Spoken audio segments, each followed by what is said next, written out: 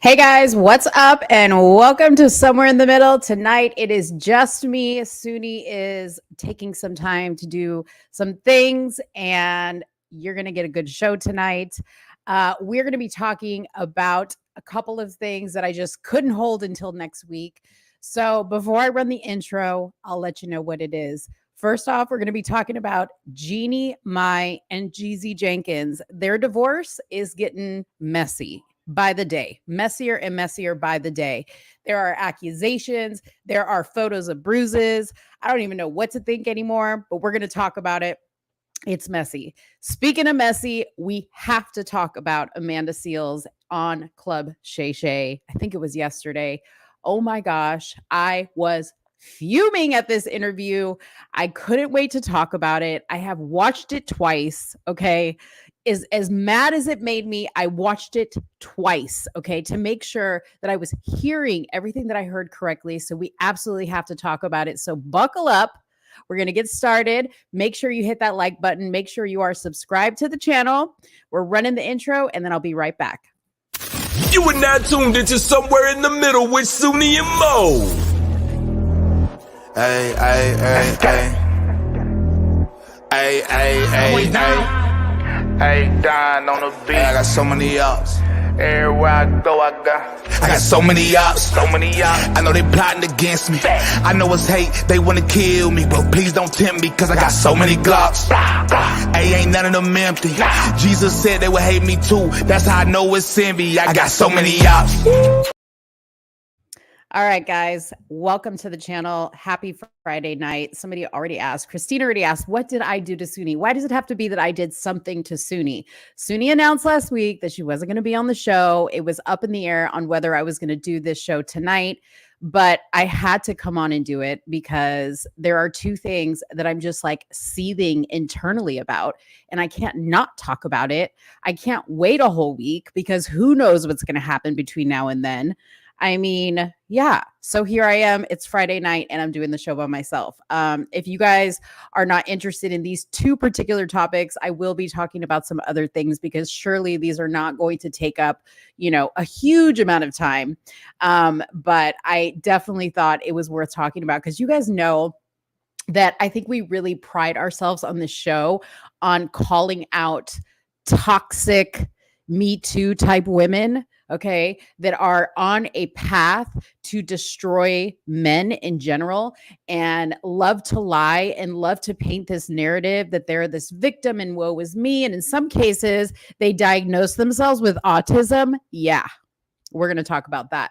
So thank you to everybody who is watching right now. Again, please make sure to hit that like button. Please make sure to drop a comment and say what's up. I see Mad Cow. I see Christine. I see Birdman in the comments. There's 13 of you guys watching. I know Suni was live earlier. You guys are probably over there. A lot of you guys are probably over there. She's talking about the protests about Palestine and all kinds of stuff that is not YouTube friendly to talk about. And frankly, I know it's important and I know that we do need to talk about it, but you know what? I like to have a little fun and that's what I'm going to do. Okay. I don't want to spend my Friday night talking about boring political blah, blah, blah, blah, blah stuff that's not going to change. I want to talk about stuff that like really matters, like the greasiness of Hollywood, the audacity that some of these women have. I mean, I myself have covered, what's up, Joey? What's up? What's up, Wendy?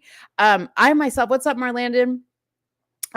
Yes, and I will let you up if you want to talk, but just give me a second to get my intro out. Give me a second to get some of the information out, and then I will definitely open up the show for people who want to come on because I love when you guys come on. Okay. I myself have talked about a lot of topics in the news that involve men who are being falsely accused of things. Okay. Now, I'm not saying that every guy that is accused of something is innocent or didn't do the things that he's accused of, but I am very much a proponent of being fair because we don't hear about it on social media because it's not newsworthy, but most of the time, a lot of these accusations from these women, sometimes these are women that are not famous accusing famous men. And sometimes the women are famous and they're accusing their famous boyfriends or their famous husbands of something crazy. Okay. We have talked about the football player, Matt Ariza. Okay. There was all kinds of posts about how he was a rapist and he gang raped this girl who was a minor, him and his friends at a party and blah, blah, blah, blah, blah. And I took so much hate and abuse online for having the opinion that I had about it, that I really didn't believe this girl's story. And lo and behold, it comes out that she's lying. And in the process of researching that particular case, there were a lot of other cases that I came across where that was the same scenario. Okay. So it does happen quite a bit.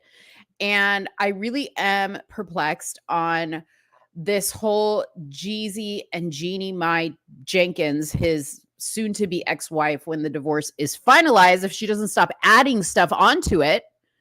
I'm really perplexed by this because I am a fan of Jeezy's. I wouldn't say I was a fan of Jeanie Mai, but I used to watch her on The Real.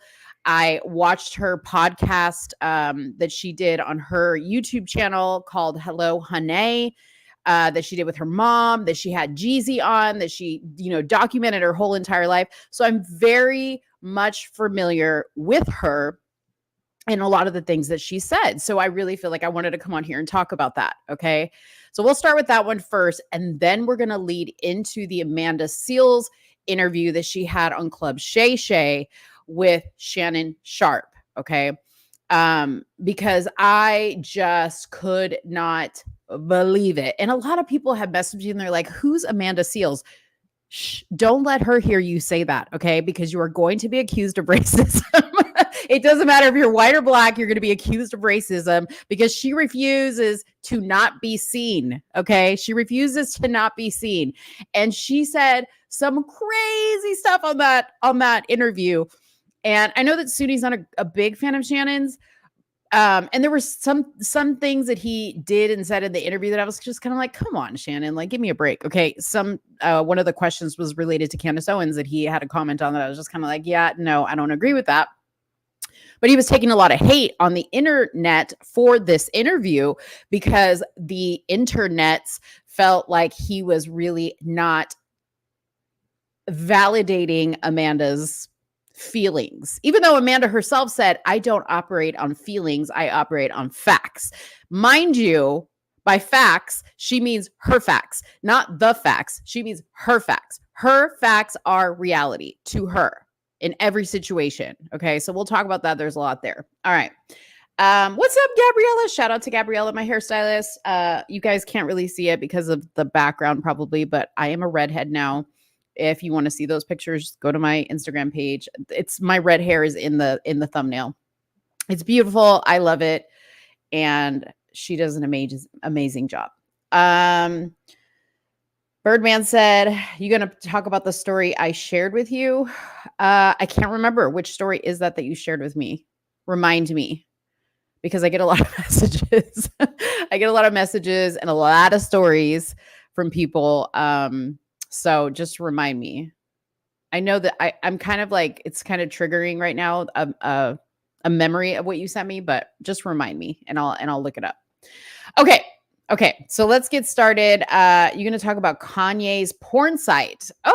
Yeah, we could talk about the Kanye, what is it called? Like Yeezy porn or something like that. I'm not understanding exactly what it is. And with Kanye, you never know because Kanye's always trying to stir up, the internets, and he'll use very crafty ways of doing it. Although I don't necessarily agree with Yeezy porn, but Yeezy porn could mean a lot of things. I don't know what he's talking about, but something tells me he's not literally going to come out with a Yeezy porn site with like porn, if that makes sense. I mean, well, maybe. I mean, he walks around with his wife looking like porn, so who knows?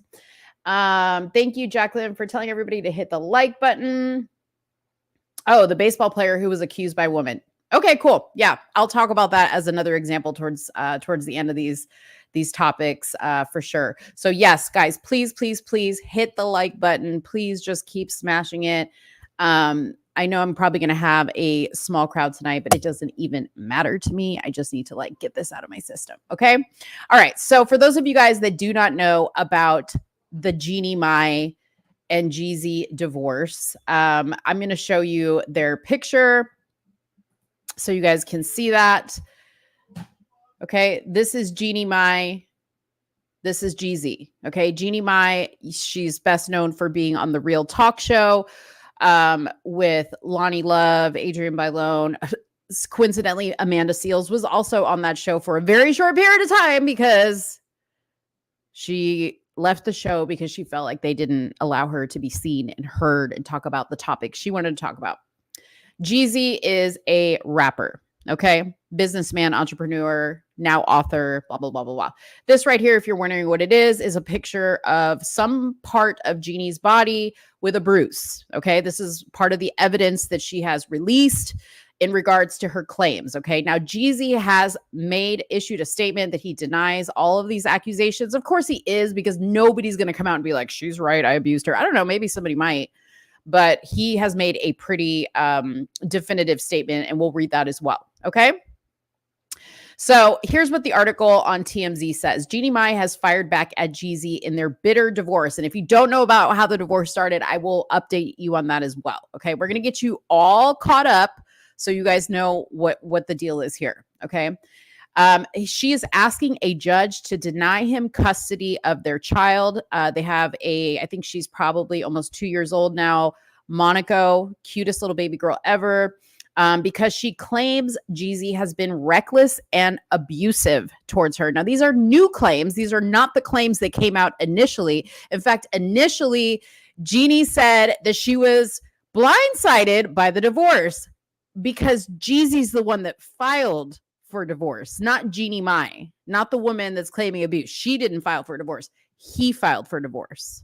Okay. So, that's why Jeezy's kind of, I think, denying all of this, because she just keeps adding and adding and adding to this. Okay. And it doesn't seem like stuff is working, but that's what makes me all the more suspicious.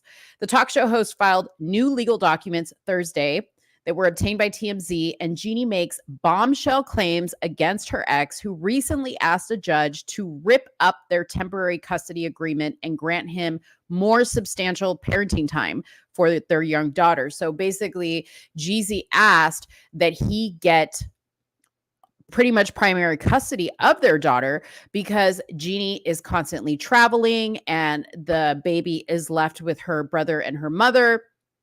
So he doesn't feel like, he's the father. And if the mother is not going to be present, why would she be left with family members when she could be left with her father, which I 100% agree with. I don't think that if the father is a suitable parent and loves his child, he should get any time that's available when she's not there to spend time with her daughter during her custody arrangement or whatever it is. Okay. So she's been traveling a lot for a show that she does with Mario Lopez, which there's other stuff there as well, because she's also being accused of having an affair on Jeezy with Mario Lopez. There was supposedly some chemistry between them. And that's just rumor. Okay. Like, I don't have any proof about that. Okay.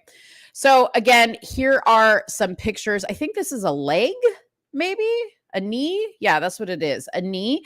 And it's just showing some scrapes and bruises. And right here, you see that it says golf cart injuries. Okay.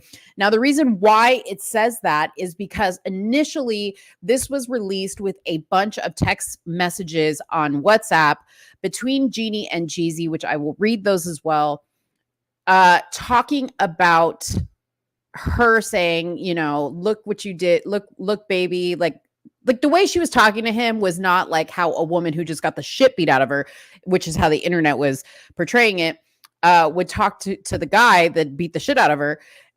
At first I was reading and I was like, maybe they had like some rough sex, and because you'll see later when I read through the text, but basically it came out after the fact that these bruises and scrapes were due to a golf cart injury.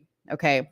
them crashing a golf cart or something like that. Now, according to the text messages, now that I know that side of the story and reading the text messages, sounds like they were drunk driving around on a golf course. Okay. So Jeezy claimed he had been getting unfairly denied time with their child, but now Jeannie has a scathing response, hurling allegations of abuse and dangerous behavior with purported photo evidence to boot. Okay. Now, before all of this photo evidence that she had, this is all we saw on her social media. So this was on June 18th of last year. This was on July 5th of last year, you know, showing a very happy Jeannie and her daughter and a very happy Jeezy and his daughter. And on her show, all you ever saw and all you ever heard was her raving about how amazing their relationship was, how amazing he was, what a sweet soul he was, how shy he was. They did a whole series of their trip to Vietnam that was, you know, that came out shortly before Jeezy announced that he was divorcing her, that they took this trip to Vietnam, her home country, and they went on this amazing, peaceful, like, you know, soul rejuvenating retreat, okay, together. And they videotaped it and showed it. And of course, it's edited to show all the amazing parts, right? But that's what she put out on her channel. So this is all weird, right? In her filing, Jeannie outlines a few different instances of alleged abuse, including claims that Jeezy is prone to explosive outbursts, excessive drinking, and domestic violence. Meanwhile, Jeannie herself, and I'm going to show you a video clip of her admitting this, said that she has battled a lot of her life with a temper, a violent temper, she said. Okay. She also has, she promotes an alcohol brand. So I don't understand this. You know who you married. You married a rapper. You remember you said, I like my dark meat on the side, but white meat keeps me lean. That was when she was married to Freddie, her ex-husband. And they were talking on the show and they asked Jeannie, hey, do you like black guys? And she's like, yeah, I like black guys. But, you know, I like my dark meat, but the white meat keeps me lean and mean is what she said. And, you know, the internet just went after her on that one. Okay. What's up, Freeman? What's up, Robin Freeman? Jeannie cites one alleged incident from April 2022 when she says they were at the Ritz-Carlton in San Francisco and claimed Jeezy choked her from behind while she was going up some stairs and alleges he even pushed her down those same stairs. Now, there is a incident report from the Ritz-Carlton regarding this situation. Jeannie claims, excuse me, hotel security intervened and took a report. Now, they took a report. I don't think any charges were filed. I don't think the police were called. Okay. An alleged copy, because the Ritz-Carlton hasn't substantiated this report, of which she attached here. We'll see in a second. There's no explicit mention of choking, which is correct. So when you read through the report, it doesn't detail anything that she claims happened. But the report does include mentions of a security guard mediating some arguments between them. Big deal, right? Like, you're drunk, you're at a hotel, you get in a fight, you're arguing. It's not illegal. And a huge hotel like the Ritz-Carlton is going to document that, right? Because they don't want to get sued. But again, it's just her word against whatever this report says. The guard also writes a lounge server had reported seeing Jeezy push Jeannie, a secondhand account. Okay. I don't know if they're going to call this guy to testify, but he was not listed in the documents. I believe they are calling a therapist, Jeannie's therapist, to testify, a friend and somebody else. I can't remember, to testify on her behalf, not the Ritz-Carlton lounge server. Okay, so here is the picture, and I'm going to see if I can get this larger so you guys can read it. But this is the WhatsApp message. I guess she has him stored as cheesy. in her WhatsApp. But here's the WhatsApp message where she's sending him pictures of the bruises. And she says, baby, I have a lot of dresses to wear this week. And he says, I'm so sorry, babe. I haven't forgiven myself for putting you in danger. I've been uneasy and sad about it. Okay. Now we know that this is a result of a golf cart accident. Okay. Not that he pushed her. Because when you read that, you're like, wait a minute, that's not how you talk to the guy that just beat the shit out of you. Right. But it would be what you would say if y'all got drunk that night and got crazy on a golf cart and crashed he was driving, he crashed it, and he feels bad because she got hurt. Okay. In another alleged instance of recklessness, Jeezy claims Jeezy crashed a golf cart they were both in when she alleges happened as a result of him being too drunk. She attaches alleged texts between herself and Jeezy where she shows off bruises she says she sustained from the crash, and the text appeared to show Jeezy being remorseful and apologetic. Okay. Now, here are some photographs of a weapon because there is another allegation here. Okay. Jeannie also claims Jeezy would leave guns all over the house when their young child was around.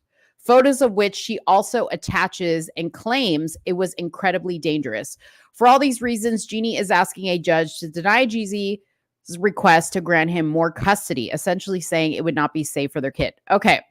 So it looks like right here, there's just like a gun laying in front of a bed. I'm pretty sure she took it out from underneath the bed to take a picture of it, because I don't know anybody who leaves a weapon of this magnitude just laying on the carpet in front of the bed. Okay. Then here, it looks like there's also a weapon. I don't know what it's on. And the clip is right here as well. Okay. Did somebody put it there? Is that how she found it? I don't know. Now, granted, Monaco just started walking. Okay. So if the gun was way under the bed or propped up on the side of the bed, and this was maybe on top of a counter or by a nightstand, a baby is not necessarily going to get to that. Okay. I understand weapon safety is very important, but we don't know where this is. Like, we don't know where this is. They had separate residences. He had other houses. They had a house together. They had an apartment in another city. So who knows where this is? This could have been in an apartment that the baby wasn't even in. I don't know. I agree, Joey. The photos look staged, and she could have possibly framed it that way. That's what I'm saying. Like, you can't prove that this is how he was leaving the weapons around the house. Okay. Jeannie also claims Jeezy would leave weapons and guns all over the house with their young child around. And these are the photos. Okay. So for all these reasons, Jeannie is asking a judge to deny Jeezy's request to grant him more custody, essentially saying it would not be safe for the kid. So this is what Jeezy responded back. He said, the allegations are not only false, but also deeply disturbing, especially coming from someone I loved. This malicious attempt to tarnish my character and disrupt my family is ridiculous. It is disheartening to witness the manipulation and deceit at play. And at this time, my main concern is being an active father to our daughter as I continue to fight for court-mandated joint custody. Rest assured, the truth will prevail through proper legal channels. Says, as for Jeezy, he has denied what Jeannie's allegations are, taking to Instagram with this statement, which I just read to you. Okay. So I'm going to also show you a interview that Jeanie Mai did. And this was on, I don't remember what podcast this was on, but she was making a statement in regards to who she used to be before she married Jeezy. And she was quoted by saying, I didn't respect my ex-husband because he wasn't my equal. Quote, Jeezy is my equal. Okay. Now this interview was done 2 years ago. They were only married for about 2 years and then they got a divorce. So this is a very recent statement that she made, but let's go ahead and take a listen to the statements made by Jeanie Mai. Grow out of that or stop or draw a boundary between you and that person. For example, I have a really hot temper Not a lot of people know this, but it's just something in my family. I've seen it in my grandmother. Saw it in my grandfather, to my grandmother, to my mom, to my aunts, to me, right? But I didn't notice it in myself until I was with Jeezy. Okay. So there you have, there you're, I'm going to play more, but there you can hear, she admits that she had a really hot temper and that it actually runs in her family. Okay. Now, because I watched the Jeanie Mai podcast, there was a very, very emotional episode with her mother where she talked about some of the childhood traumas that she had with somebody in the family allegedly sexually assaulting her and her not feeling safe because her parents were divorced. Her dad wasn't around. Her mom had a temper. Her mom was always crazy, all this stuff. Okay. So you start to see the picture, the very familiar picture of the type of woman that we often see in these types of situations. Okay. And I'm not trying to be offensive to anybody. And I know that somebody's going to watch this later on and they're going to be like, abuse is real and childhood trauma is real. Okay. We all have childhood traumas. I get it. Okay. But earlier in this interview, Jeanie talks about how she really respects people who are self-reflective. Okay. Jeanie has made a podcast out of being self-reflective, but it's a bunch of bullshit. Okay. There's a lot of people that have come out and said stuff about Jeanie and have said that the way she portrays herself on her podcast and on her show is nothing like she really is. Okay. Jeezy himself has said that. And speaking of Jeezy, okay, this is Jeanie admitting that she has anger issues. Okay. And I'm not all up in the street scene of what Jeezy was involved in, but as far as I know, Jeezy had beef with Gucci Mane and a DUI, and I think maybe 2 DUIs. And I think that's it. Okay. Yes, he was in the streets and he had a gangster type lifestyle, but I don't think Jeezy has been known for having like this really hot temper. Correct me if I'm wrong. If there's anybody that knows Jeezy better than I do, please correct me if I'm wrong. Cheryl says, I think that whenever one parent is traveling, the child should be allowed to be with the other parent as long as the situation is safe. Exactly. It's the best place for the child to be. Let's keep listening. Interesting. You didn't notice in your previous marriage? No. Because it has to do with the type of relationship you have and the type of respect you have for that person to mirror things back to you where you actually would stop you in your tracks and evaluate yourself, So you had it. So I had it, but nobody ever called me out on it. Also in my line of work, sometimes being a boss isn't so great for you because you have a lot of people who just agree to what you want. They're yes men, right? And so I didn't notice that I had a hot temper until I got with Jeezy. And here's a person who is my equal and I really respect. And when I would spew some of my old habits, and he was like, like, who? That's not flying here. And also, it would trigger him to come back at me with things where I was like, who the fuck do you think you are? But I was triggering him. So through work, we learned that we both have certain habits that to the everyday person, from friends, family, fans, they'll never see it. Mm-hmm. But to the person who loves us deep enough, you can press that button and boom, the dragon comes out. And we both have it. So we had to work on that. But he never told me to fix my temper. I just saw it and I thought, unless I want to stay in this place where I lose this person I love and I stay in my comfort zone of doing what I want to do and function the way I have for the last 40 years when nobody else had to stop me. Which obviously has done quite well for you. Right. I could have. But this was something. I mean, you hear the lady, she's like, oh, obviously that's really worked for you to be this way. So see, this is the problem, is this has worked for Jeanie. She refers to herself as a boss. She's used to people telling her yes. And, she even spoke about how when she got married, she was really excited about the idea of submitting to her husband, being in control of everything else in her life, and then coming home and allowing her husband to lead. But I think when you have this type of mentality like Jeanie does, and I'm going to label it a very feminist mentality, and I'm only saying that because I have watched a lot of her stuff. I'm very aware of her opinions on things, and she's a feminist. She is a feminist, okay? So I think deep down, her soul craves to be this like submissive, let your man take your lead type of woman. But in all reality, she's not going to relinquish that control. Okay. Because she grew up in a household where the mother ran everything. Okay. I'm going to tell you to like what extent of a female example she had. Okay. Her mom and dad got a divorce when she was very young. Her and her brothers were very young. And her dad actually stayed in the house, and her mom's new boyfriend or husband moved in, and they referred to him as Uncle whatever his name is. Okay. So how crazy is that the mother moved the new boyfriend in while the father remained in the house, but told the kids that was an uncle. Okay. She's still with this guy to this day, and she has a good relationship with her ex-husband. But yeah, now the jig is up. He's not the uncle, him and the mom are sleeping together. They're married.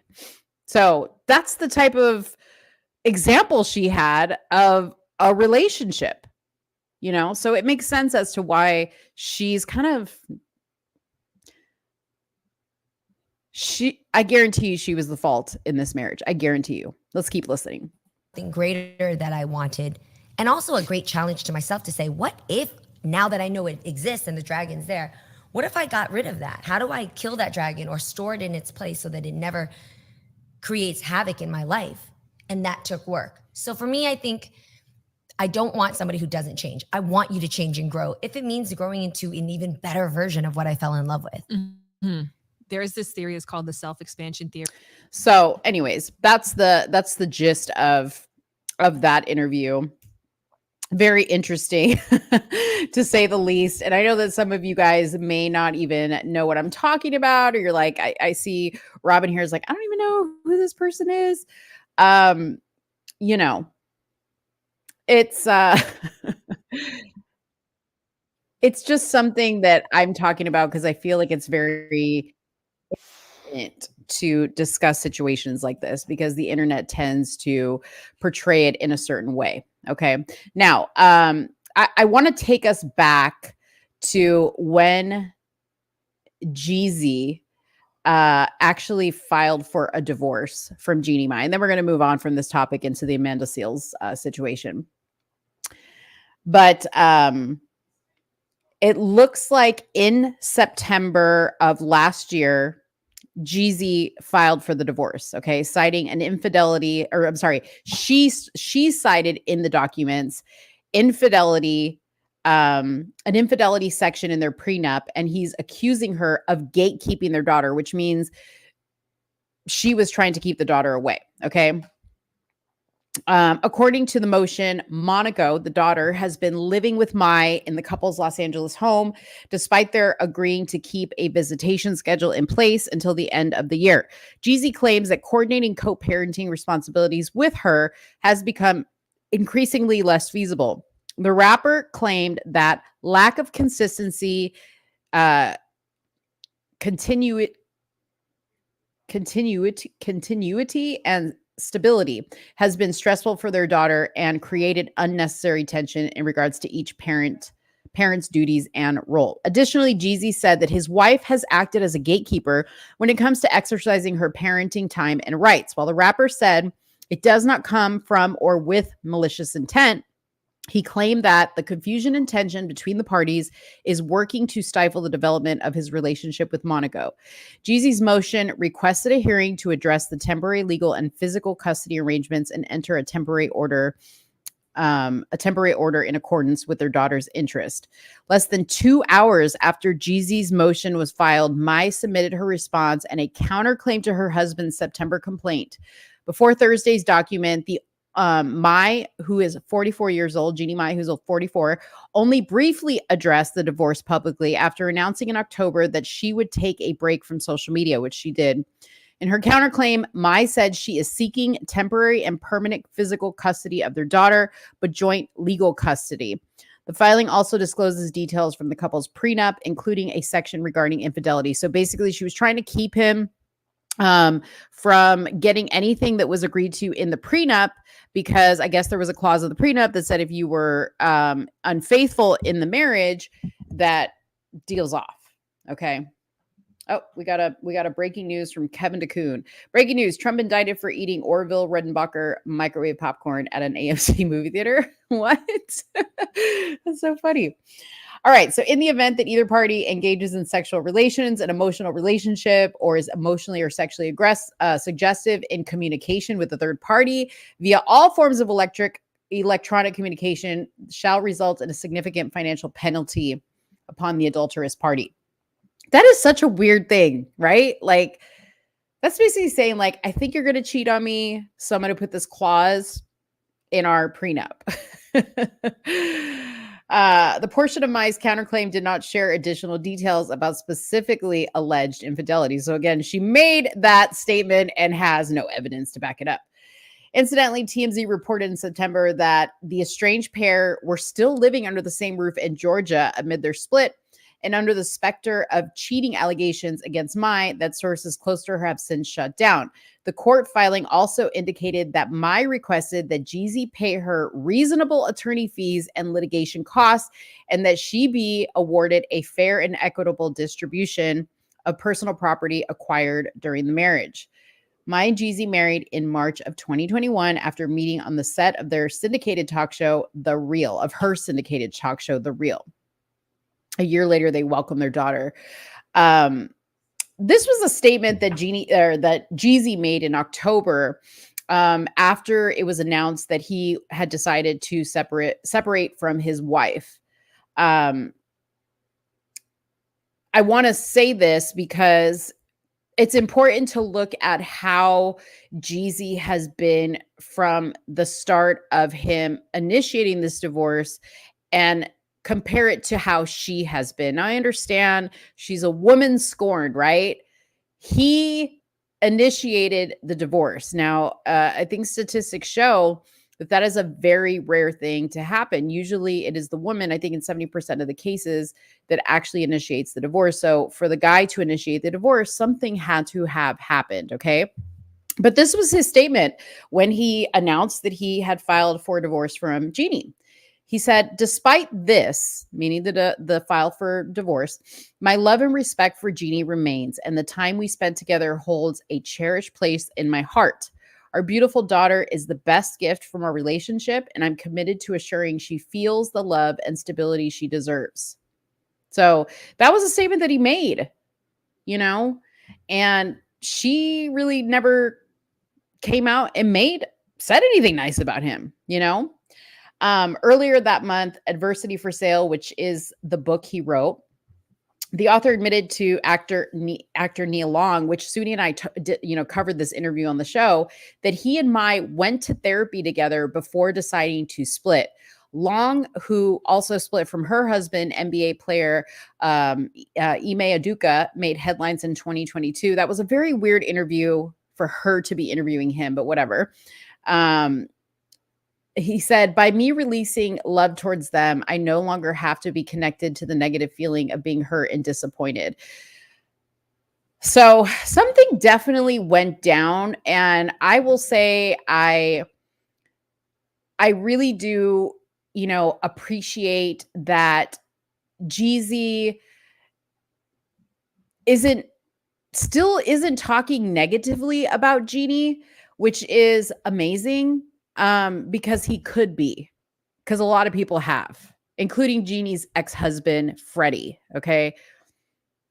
That was a weird situation. For the longest time, Jeannie said she didn't even want kids. And then her and Freddie divorce. She immediately starts seeing Jeezy.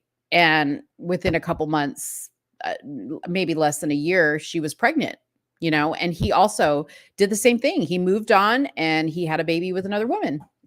So yeah, it's all very interesting, people. It's all very interesting. So I will keep you guys updated on that, but just toxic female behavior. You know what I mean? Toxic female behavior. So let's talk about Amanda Seales. How many of you guys, let me know in the comments, how many of you guys saw the Amanda Seales and Shannon Sharpe interview on Club Shay Shay? I'm going to tell you who Amanda Seales is if you don't know who he is or who she is.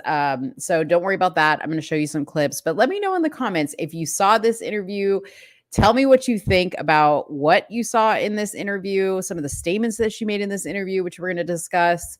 And I'll tell you guys a little bit about Amanda Seales while I hear what the comments have to say, what you guys watching have to say. I'm really, really interested on you guys' thoughts. You know, funny enough, I was looking on Twitter. The Jeezy thing is trending. This one isn't. And I'm really surprised it isn't because I'm telling you, some of the stuff she said was crazy. It's crazy. Not some of the stuff. All the stuff she said was crazy. Every single friggin' thing she said was crazy. Okay. So Amanda Seales. Amanda Seales is a American actress. Okay.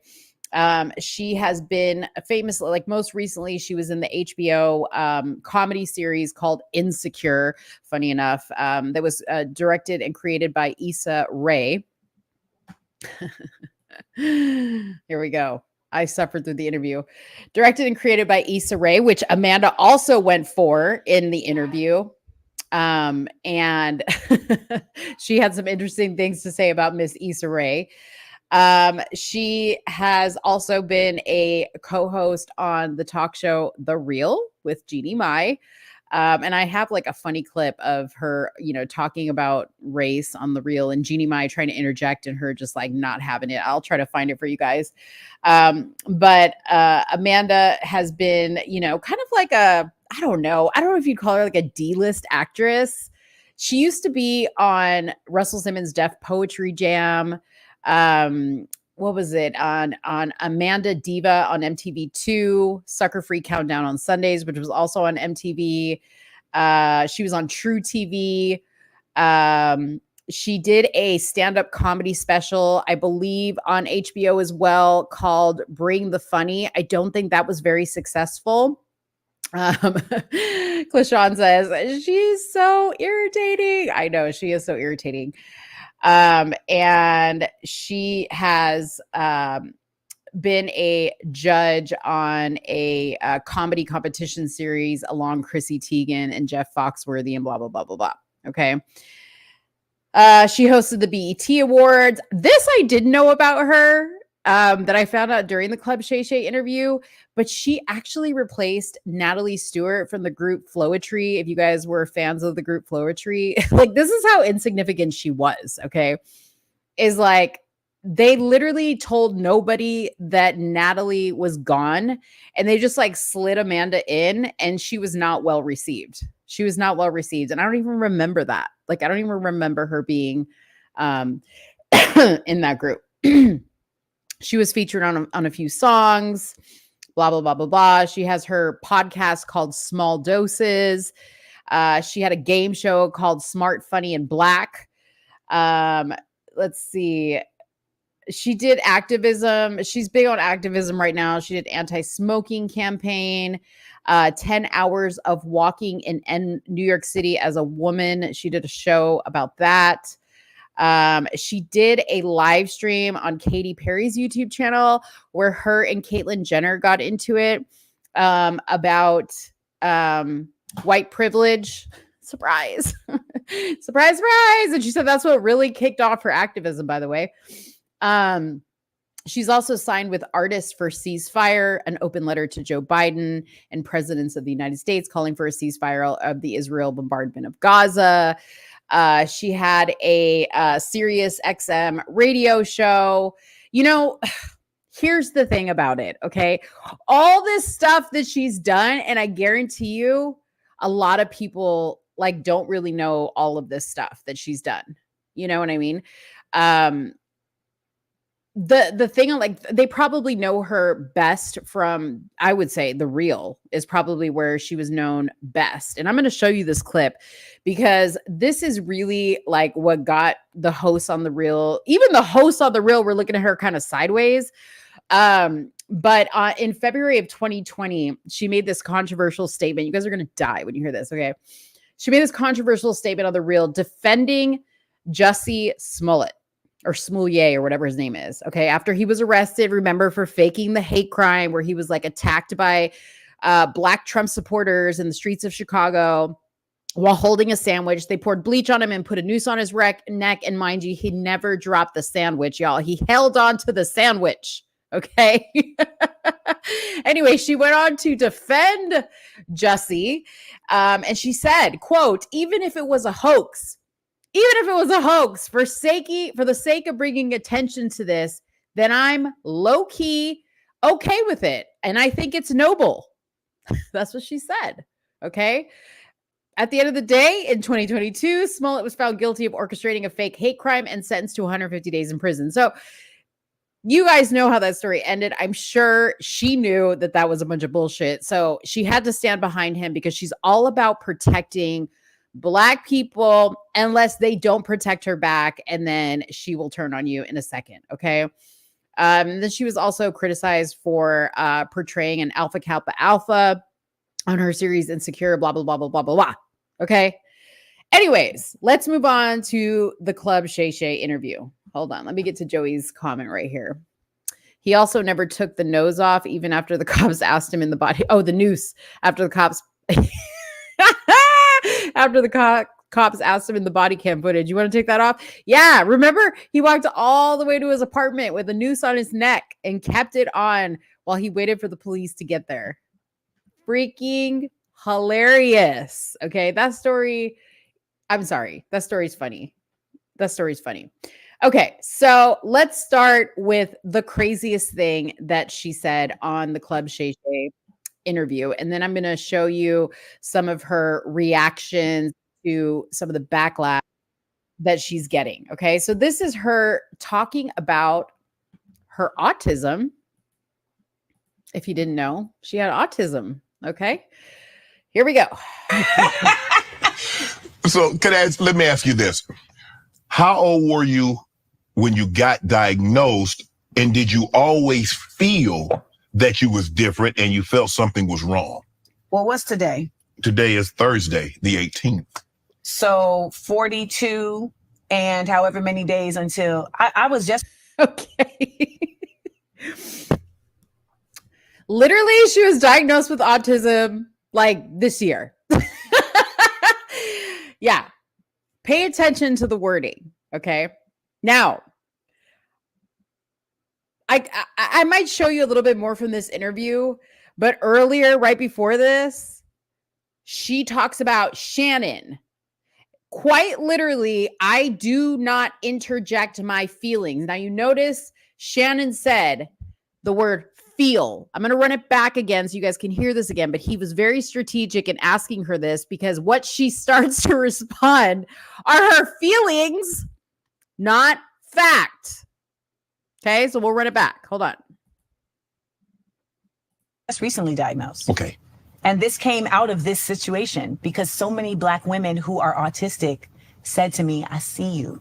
You need to. And I've always thought, you can look at other interviews. I have mentioned before, like, I think I'm on the spectrum because I'm an 80s baby. This was not really a part of the narrative. Right. And as we started seeing more about autism and you start seeing shows about different characters and I start learning more like from people like Holly Robinson Peete, I'm like, this feels really like me. This feels really like me, says the woman who doesn't go off of feelings. She's an 80s baby. She started seeing characters portrayed in shows. So she was watching people portray autistic people. And she was speaking to Holly Robinson Peete. Holly Robinson Peete has a son who's autistic. And this is how she got to the conclusion that she was autistic. So let me ask you this. How old were you when you got diagnosed, and did you always feel that you was different and you felt something was wrong? Okay, so he said the word feel. Okay, let's keep moving on. But then, I think sometimes we're afraid to learn certain things. Yeah. So 60s and 70s babies just got whipped and put to bed. And to be honest, it's true. And to be honest, I just want to say, like, so my mom, so in this revelation, my mother started looking up like symptoms of autistic children and was like, oh, you exhibited all of this, but I didn't know what to do with this. Mm-hmm. She's a single parent. She's trying to figure it out. But I really... Okay. Drop a 1 in the comments if you're a fan of Jesse Lee Peterson. Drop a 1 in the comments if you are a fan of Jesse Lee Peterson. Because if you are, you're going to know what I'm saying right now. Jesse Lee Peterson always says evil is born within the woman. Okay. It comes from the woman. And this goes back to Eve taking the bite of the apple with the serpent and blah, blah, blah, blah, blah. Okay.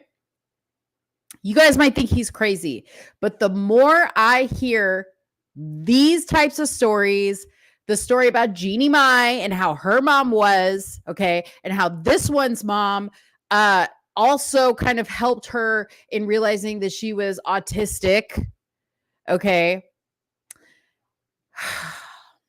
Single parent, no father involved. That was the same thing with Jeanie Mai, right?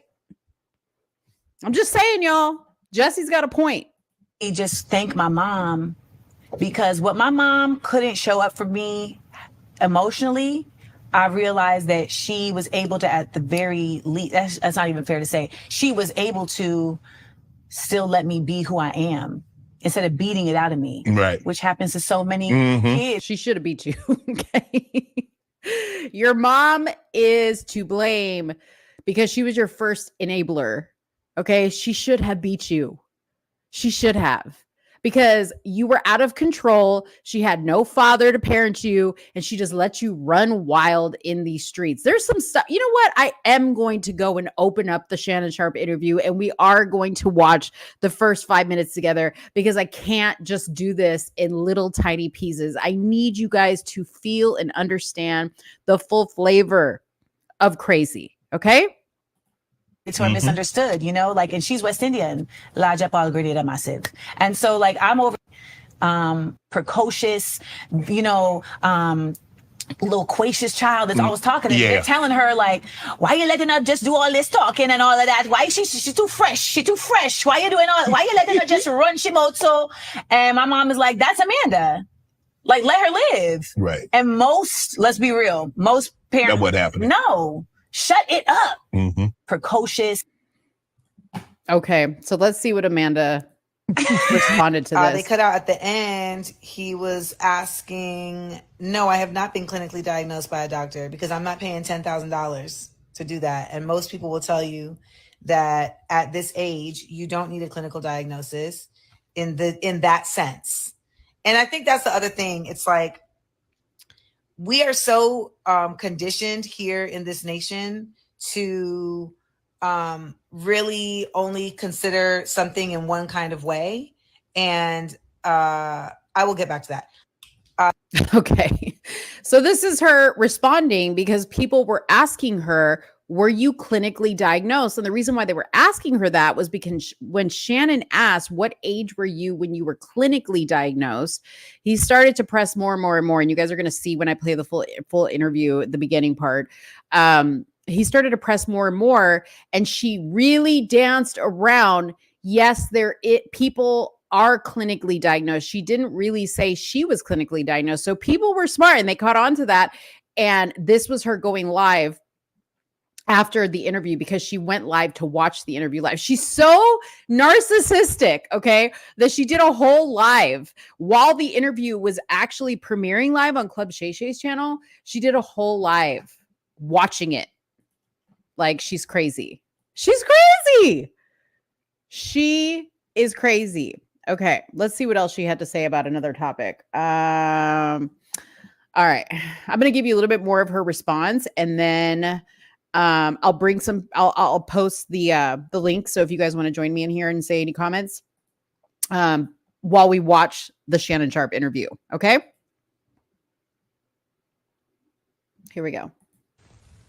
I was really dreading today, and I felt very dense and very heavy. And you all have really poured in to me with so much love. And I was not expecting that shit. I was not expecting it. So I just wanted to say thank you. And I appreciate you. I was resting on my hand, so that's why this looked like this. But I thank y'all from the bottom. So she's happy because she was validated by people after the interview. Here's another comment. So now the class act, baller alert, yet another black space, because there is such a dedicated effort to degrade me and defame me. It is beyond my scope of comprehension. Wants to suggest that because my autism diagnosis did not come from a clinician, that it is not valid. What's not valid is people speaking on things that they don't know about. And my autism diagnosis is not for you all to discuss. It's not up for your debate. It's not for us to discuss. You went on a huge podcast and admitted to us that you had autism, and that's why people don't understand you. What do you mean it's not for us to discuss? Then don't talk about it. Like, you put it out on a public platform. You're a public figure. What are you talking about? And anyone who is speaking on or trying to invalidate diagnosis that comes outside of a clinician is only revealing that they actually don't know anything about autism diagnosis or autism. So, because she's an expert. I just want to once again thank you all for the love. And this is further proof of why we as Black people, here we go, particularly in Black media spaces, we are our own worst enemy. And I guess, again, it's just another day of being on the fringe and being in the margins. And anyone who comes in my comments to try to defame me and degrade me, you'll simply be blocked. I, again, will no longer argue what I know with what you think. Okay. I forgot to tell you guys her educational background, by the way. So let me just tell you that really quick, and then we'll move to the Club Shay Shay interview. I'm going to post the link here if anybody wants to come on and do live reactions with me. But let's see here. So, okay. So she moved to Orlando, Florida after she was born in Grenada. Her father or her mother was born and raised in Mount Moritz, Grenada. Her father is African American. Okay. As a result, both she and her mother are dual citizens of Grenada. She moved to Orlando, Florida in 1989, where she later attended Dr. Phillips High School, which she talks about in the interview as being it was a super racist place for her. And I think we will cover that in the interview, because that's where Shannon really kind of checked her and said, wait a second. Okay, maybe you're looking at this all wrong. And she also had said when Shannon was doing that to her, she was getting very, very frustrated that he was trying to, in her words, invalidate her experience. She didn't like that. And she was like, you're not going to tell me that these teachers weren't racist. And she also went live after that, and she was just like, Shannon really played in my face. Like, he's never treated anybody like that. No, honey, go back and watch the interview he did with Monique, and you will see that he did the same thing and said the same thing to her. He told her, maybe you're looking at this wrong, when he claimed that Oprah and Tyler Perry and there was racism, blah, blah, blah, blah, blah. Okay. So don't say that you were the only one. She loves to be a victim. This woman lives to be a victim. Anyway, she graduated from SUNY Purchase, then acquired a master's degree. I wonder if she paid her school loans in African American studies. She referred to herself as a scholar of African American studies, and she also had a concentration in hip hop from Columbia University. Imagine paying Columbia University tuition, if she even paid tuition, because she probably, I don't know if she got in on a, what is it called? What is that? When you're like a minority, whatever. Anyways, imagine paying for a Columbia University tuition to get a degree in hip hop and African American studies and not do anything with it. Okay. Before we move on to the Shannon Sharpe interview, let me just say this. Amanda, you have to be the problem. You have to be the problem. And I'm only saying that because every single thing you have done, including your relationships. Oh, because I forgot to tell you about one more thing. I'm going to mention one more thing because this all ties into why I'm here tonight. Okay. Every single thing she has done has fallen apart. And when she's asked about it, it's always somebody else's fault. It's always because they couldn't accept her for who she was. Okay. She was on the set. She was on the set of her HBO, I think it was an all black cast called Insecure, directed, created by Issa Rae.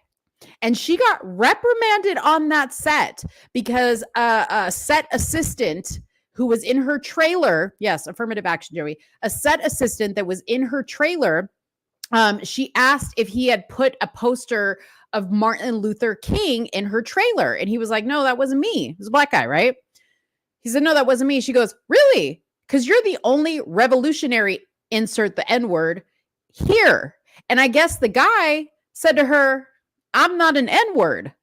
And he went and told the people in charge on Insecure, and they came back and they told her, you can't talk to people like that. And her response was, but we say the N-word on the show. This is a black space.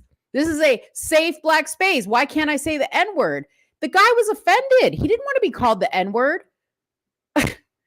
This is why she is difficult to work with. Okay. Difficult to work with. Okay.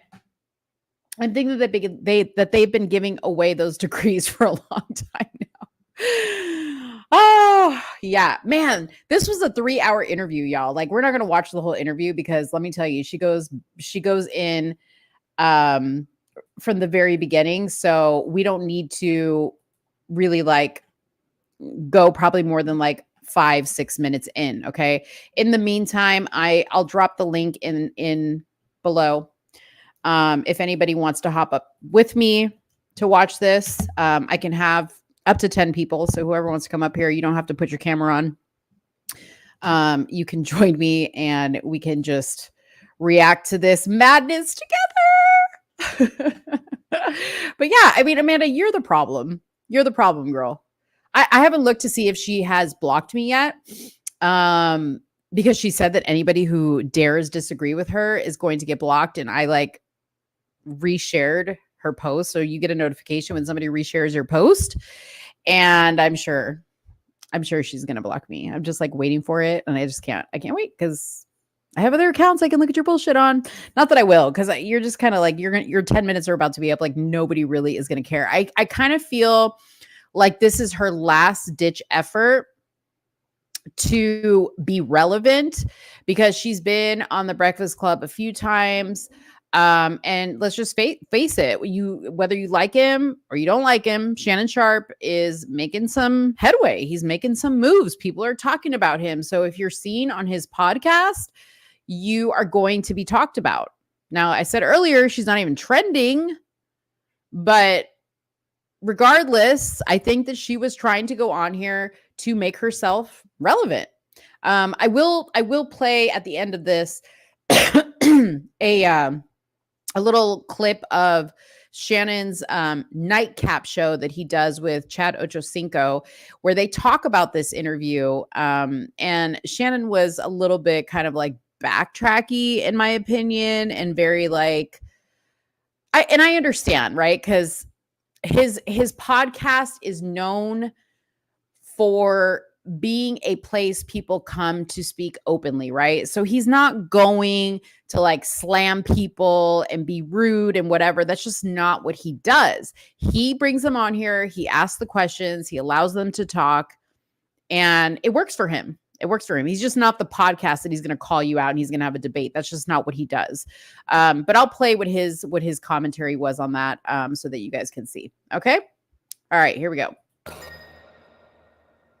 Hello, welcome to another episode of Club Shay Shay. I am your host, Shannon Sharpe. I'm also the proprietor of Club Shay Shay. The lady that's stopping by for conversation on the drink today is a multi-talented, prolific comedian, actress, writer, producer, director, TV host, syndicated radio host, author, podcaster, DJ, rapper, singer, poet, media personality, performer, cultural commentator, content creator, an industry veteran, social media star, NAACP Image Award nominee, hip hop scholar, entrepreneur, CEO, a philanthropist, an activist, a Renaissance woman. She calls herself a common sense specialist, the people's favorite truth teller, or truth translator, as she prefers to call herself. She says what folks are actually thinking. Welcome to the show, Miss Amanda Seales. You ran it down. How was that? I mean, so how was the intro? Did I leave out anything? That was the best intro I've ever had in my life. You like that? That was fabulous. Because you was a little worried. I mean, when you came in, you was like, maybe what? I wasn't worried. You was like, oh, you don't know. You like, you so. She's lying. She was worried because she did admit on her live that she did after that, like the video that I was showing you guys earlier, that she was assured by his producers and his team that it was going to be a safe space. She loves that word, safe space. All these people that just feel like, oh, I'm going to get attacked. I need to be in a safe space. So you're so formal. Why you That's being not worried. That's me trying to welcome you. That's not me saying. That's not how me. you welcome me in my own house. No, because I know that I have a lot of energy when I come into a space, and people will be like, "Oh, you know, it's a lot of." So I have been trained over the years to try to make people feel comfortable. Okay. So that's what I'd be trying to do. Well, I'm trying to make you feel comfortable. Are you comfortable? Yes. You know, normally when guests come on the show, we like to have a toast. So it's bad luck to toast a spirit in water. Okay. So a toast. All the best. Thanks for stopping by. But I had to jump on this right quick. Go on ahead with it. Yeah, sorry, I'm going to have to keep stopping it because I don't want to get copyrighted. But Cheryl, that is a great observation. If you notice her body language, she often has this quality of like a little girl. Like, you know, she sits like this. And one time she was on Hollywood Unlocked with Jason Lee, and she was like, you know, she had her shoes. She always takes her shoes off and she sits Indian style. She's very, in my opinion, unprofessional in a lot of ways, which gives her this very like immature kid-like quality. And I think that that's part of the problem. And I don't think that makes her autistic. I just think that that is part of, I think she's very emotionally immature. And that's what she's displaying. So great observation there, Cheryl. Real good, folks. Go out and get your bottle of this Shea Bottle Portier. So how are you? How am I? I am, that's a loaded question. I'm evolving. That's how I am. I'm evolving. I've had a lot of information and a lot of slander at the same time. Okay. And in the past month, it's just been a very like difficult time, but there's been really beautiful things that have come out of it that I will speak to, you know, in this conversation. Well, since we started there, we'll start there and we can go to another direction a little later. What started this evolution? What caused Amanda to all of a sudden see things, or not see things differently, but maybe see things as they actually are? Because so many people were seeing what I was experiencing, and they shared with me that they had had similar experiences. Okay. And so I recently was diagnosed as someone who has autism spectrum disorder, which is very difficult to identify in Black women because of racism. Here we go. Look at that face, which is very difficult to diagnose because of racism. Insert ding and like little two everything. I'm warning you right now. Everything is about race in this interview. Just be prepared. So what exactly is autism spectrum? Because I hear people say you're on the spectrum. It used to be called Asperger's. Okay. But that is. It used to be called Asperger's. So you guys, FYI, Asperger's has gone away. So my friend, I'm not going to say your name because I want to keep everything like, you know, private. But I have a friend whose daughter has Asperger's. Let your daughter know Asperger's no longer exists. She's cured. Is no longer what it's called, because to my knowledge, Asperger was a Nazi. Okay. Even Asperger's is racist. Do you guys see what I'm talking about? From the jump, this interview is crazy. From the jump. But what it simply means is that your brain functions in a different way. So you're neurodivergent, and you also have certain tendencies that are considered outside of what the neurotypical way of things is. Okay. And a lot of times that can have you present in a manner that people misrepresent. Okay. Okay. Which is the story of my life. Okay. And so when all of this started ballooning out of nowhere and people were saying, you're unlikable and you're a bully. No, not you're a bully, but you're being bullied. And these were tropes that have been associated with me before, but I'm in a new level of visibility at this juncture. Mm-hmm. And you get people saying things like, you are difficult, you are mean, you are nasty, and you know that you're none of these things. Right. But they're attributing it to things that are not actually action-based. Like, I don't cheat people. I don't lie to people. I don't stab people in the back. Okay, let's talk about that for a second. She does. Okay. I don't remember the guy's name. Last name was Roll. He was a football player. He turned into I think a surgeon. But there was a controversy with her where she had mentioned on a show that this was back when he was a football player, that this guy had like slid into her DMs, and she kind of was talking about it. And after she mentioned his name, some women came to her. I don't know who these women were, came to her and said, "Oh my God, he's so sexually inappropriate. He answered the door. I was like going on a date with him and he answered the door in his underwear and blah, blah, blah, blah, blah." And they basically accused him of being sexually inappropriate with them. Right.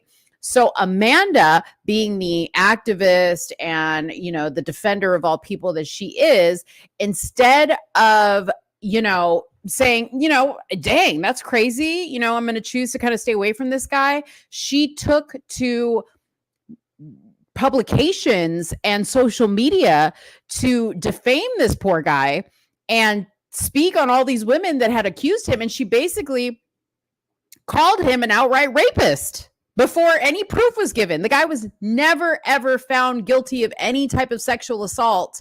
None of these women ever pressed charges, but Amanda came out and she said all this stuff, and she later had to retract it because this guy took legal action against her and said that what really happened was that Amanda slid into his DMs and he just wasn't interested because she came off very, very strong and he just really wasn't interested. It just wasn't his type. And he said he felt like the way she was acting was as a result of being rejected. Okay. So she lies. Okay. She lies. And she had to come out and say that she lied, by the way. So this is what I'm talking about, is these Me Too type women, right? Believe all women. Just because these women said it, now I have to come out and tell everybody. I have this huge platform. Tons of people follow me. I'm going to come out and tell everybody that this man, this football player, now turned surgeon, is a rapist. This is what she does. No. She is a young person. Do you know how disgusting that is? And that cornball who loves to make me aware that you are an alien. Action-based. Like, I don't cheat people. I don't lie to people. I don't stab people in the back. I don't operate in mendacity. I am not duplicitous. I don't do none of this shit. But I have a certain tone about how I speak.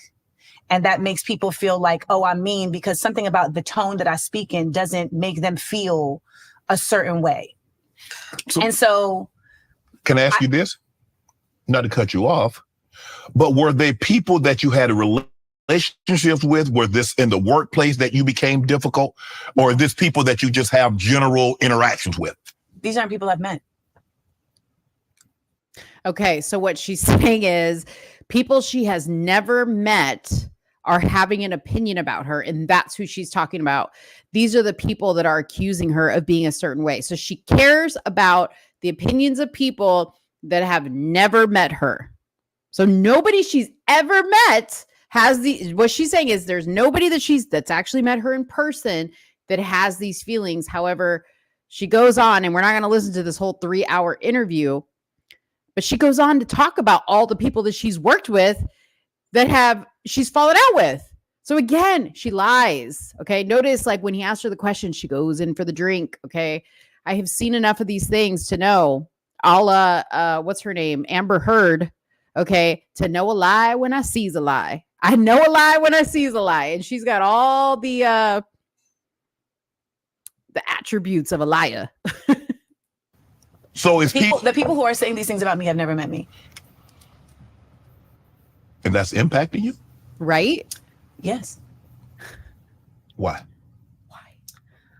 For a number of reasons. One, I am not a sociopath. 2, it is actually a part of being autistic that you are very, very, very sensitive to what people think about you, because you are always. I don't know. I don't know if that's necessary. I don't know. I don't know if that's a fact about autism, that you are sensitive to what people think about you, because I have had, I don't know if that's the case with all autistic people. I'm not an expert, so I'm not going to say yes or no to that. But if you have somebody that's this autistic and you know a lot about autism, I don't know if that is a indicator. Okay. Is keenly aware that you are an alien. You are keenly aware that you are different. You are keenly aware that something is very odd about you. And you're always trying to make the room feel good. We literally just talked about it because it's my habit. Right. It's my habit to try. I don't think all autistic people are always trying to make the room feel good. I have known autistic people who are not interested in being in a room full of people. They don't want to be around people. They don't like social stimulation. Some of them don't like to be touched. Some of them, have sensory issues. She's generalizing here, and she's making herself sound like an idiot. Cry already? I've only been here for like 5 damn minutes. She's about to cry. It is my habit because I've always been labeled as this. You think you know everything. It's not that I think I know everything, but I really did know the answer. And I'm thinking I'm helping the room out by having the answer. Oh. But they like, I think you're a know-it-all. You're a lot. You're a show off. You're extra. In my sophomore year of college, I was put in a suite with 7 other women.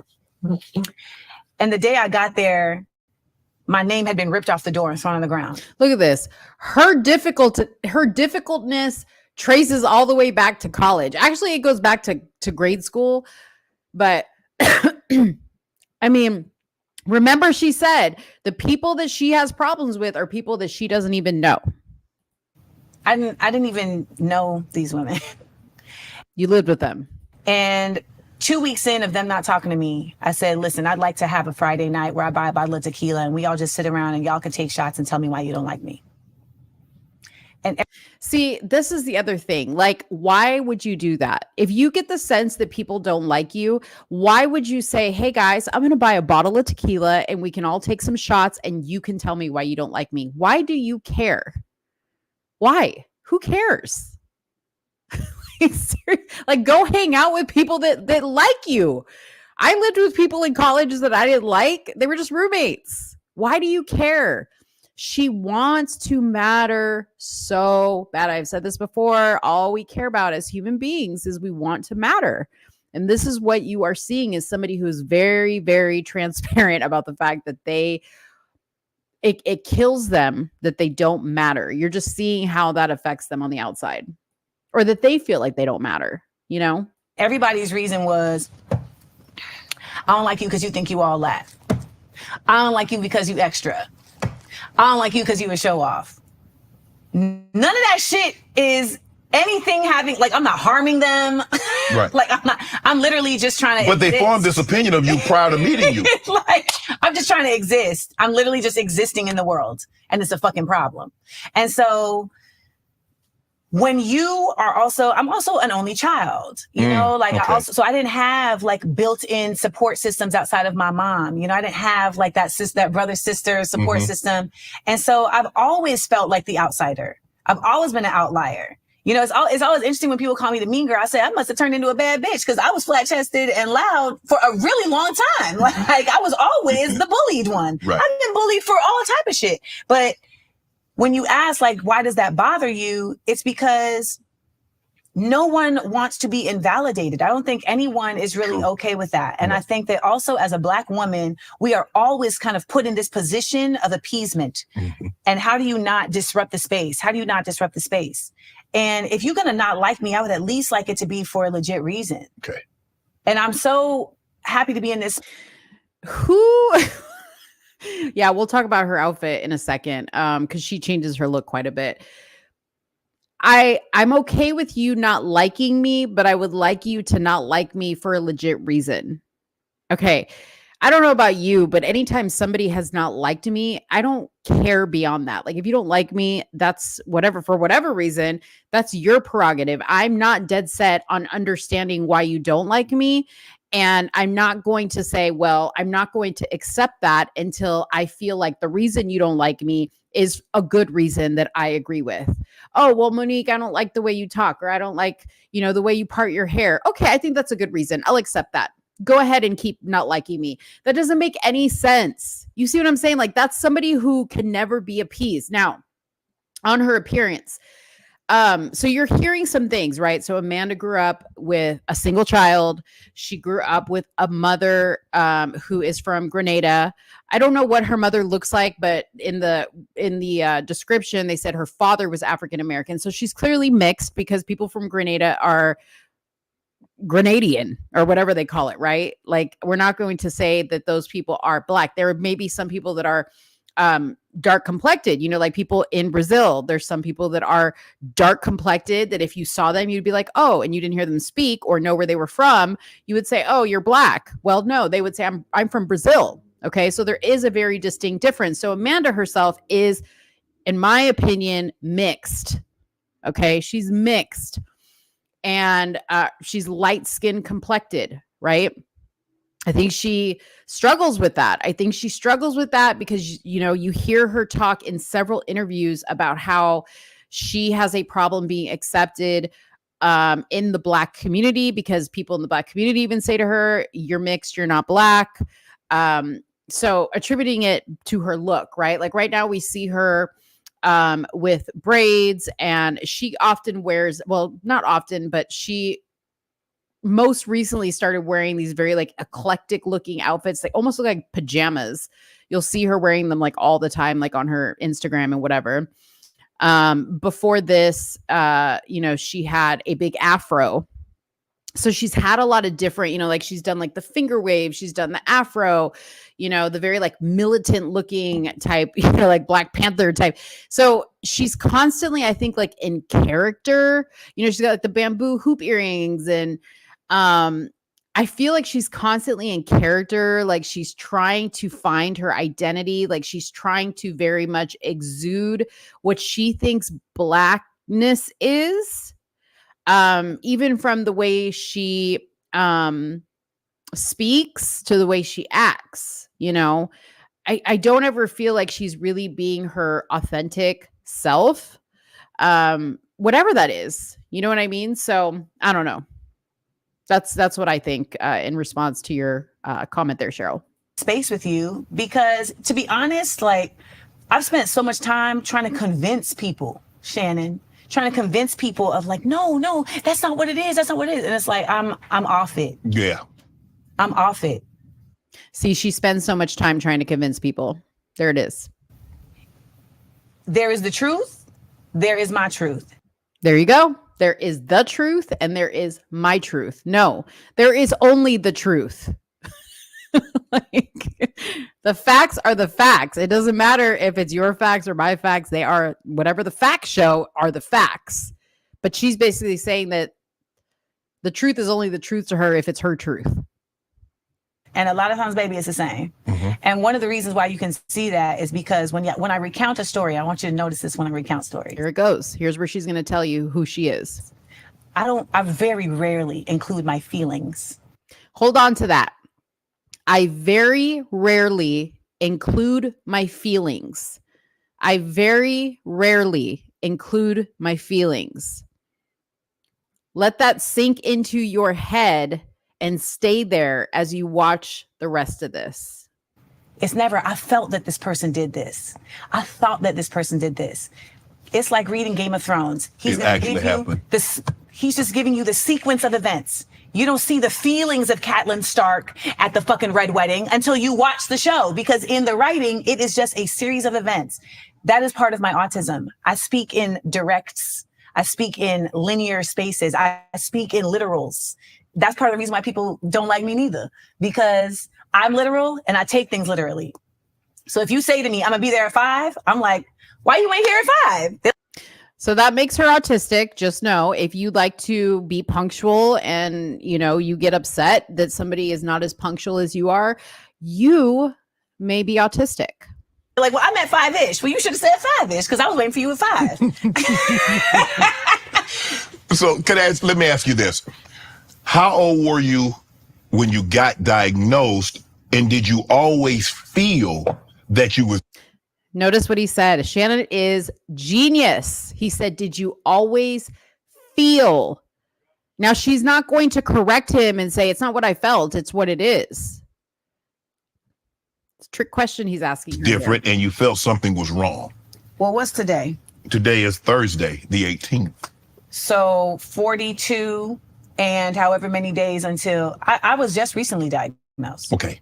And this came out of this situation because so many Black women who are autistic said to me, I see you.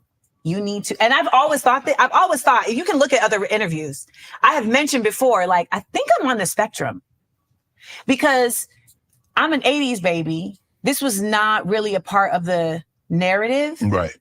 And as we started seeing more about autism, and you start seeing shows about different characters, and I start learning more, like, from people like Holly Robinson Peete, I'm like, this feels really like me.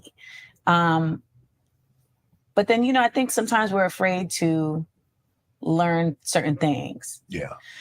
So She said, this feels really like me, the woman who doesn't go by feelings. This feels really like me. 60s and 70s baby just got whipped and put to bed. And to be honest, it's true. And to be honest, I just want to say, like, so my mom, so in this revelation, my mother started looking up like symptoms of autistic children and was like, oh, you exhibited all of this, but I didn't know what to do with this. Mm-hmm. She's a single parent. She's trying to figure it out. But I really just thank my mom, because what my mom couldn't show up for me emotionally, I realized that she was able to, at the very least, that's not even fair to say, she was able to still let me be who I am instead of beating it out of me, right? Which happens to so many kids who are misunderstood, you know, like, and she's West Indian, massive. And so, like, I'm over here being this precocious, you know, loquacious child that's always talking. And they're telling her, like, why are you letting her just do all this talking and all of that? Why is she's too fresh? She's too fresh. Why are you doing all? Why are you letting her just run Shimoto? And my mom is like, that's Amanda. Like, let her live. Right. And let's be real, most parents. That's what happened. No, shut it up. Mm-hmm. If my father had lived with me, I would never have been the person I am now. Because did you hear that? If her father had lived with her, she would never be the person she is now. No, you wouldn't, because your daddy would have set you straight, guaranteed.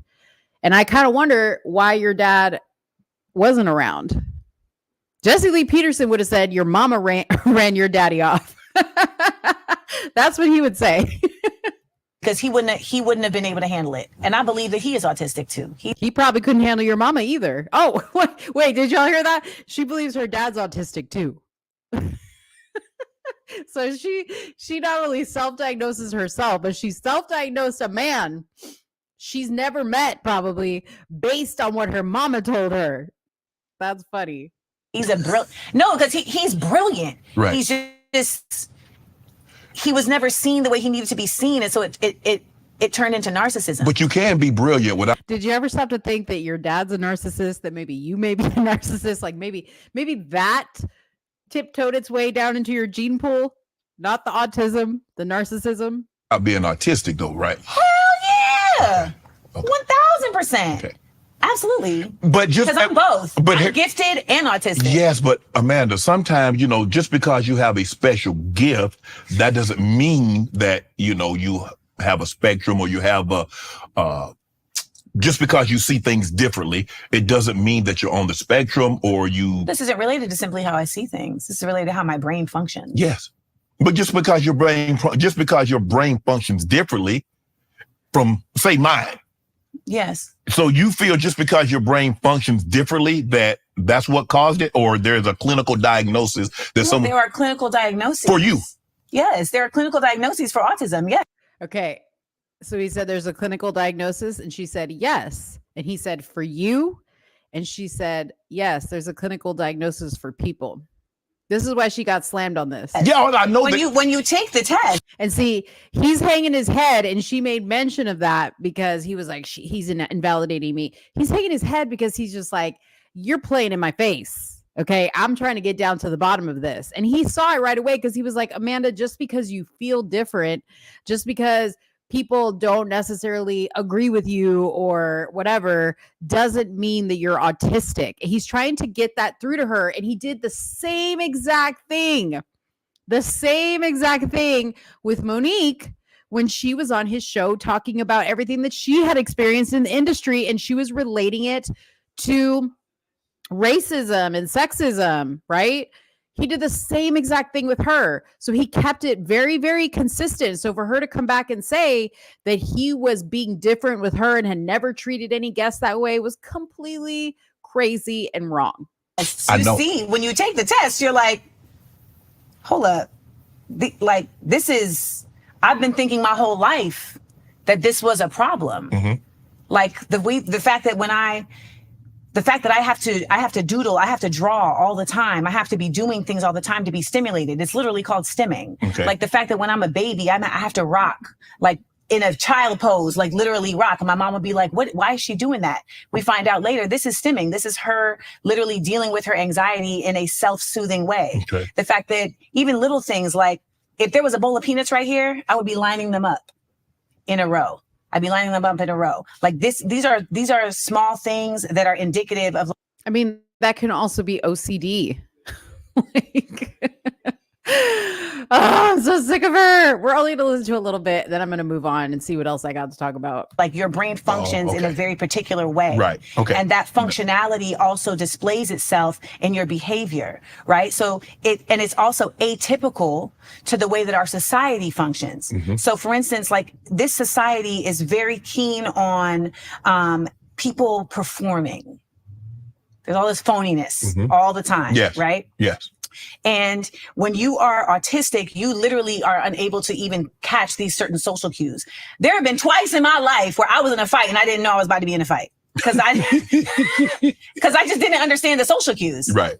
I literally didn't understand what was happening. Okay. I'm thinking like they said, come outside. And I'm like, what's up? And then I get punched in the fucking face. For the record, I won the fight. You let her get out. She got out first and you still won. Yes, sir. Damn, you got squabble skills like that? I have rage. I have rage. I'm very strong, like freakishly. You single?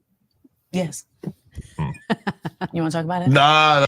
Here we go. Another woman admitting she has rage, just like Jeanie Mai did. She has rage. That must be an autistic trait also. I love how Shannon said, you single? And she said yes. So yeah, that brings me, let's just leave it right here. I'll leave you guys on a cliffhanger.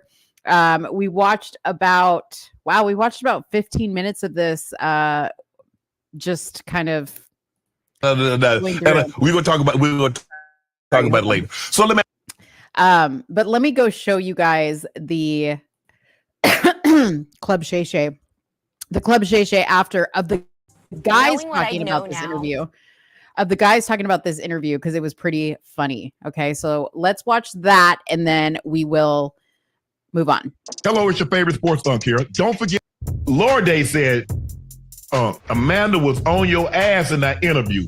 Did y'all see the interview with Amanda Seals? I missed it. I keep seeing all the tweets, and all the tweets are the same. I can't believe I agree with Amanda Seales. So does everyone not like Amanda Seales or something? I don't know the backstory, but for some reason, whatever she said, it must have been good because everybody agrees with her. Whatever it may be. Yeah, she was Hollywood, especially Black Hollywood, is kind of shunned her. And you know, everybody is kind of shaped through their childhood and their personal experience. So you see life through your prism, your lens. Right. And so she's had some things happen in her life that kind of makes her ultra defensive. She's a highly intelligent woman, very intelligent, very well read. But I think sometimes, you know, she thinks everybody's out to get her. And so until she's comfortable with you, she's going to keep that guard up. She's going to keep the guard up.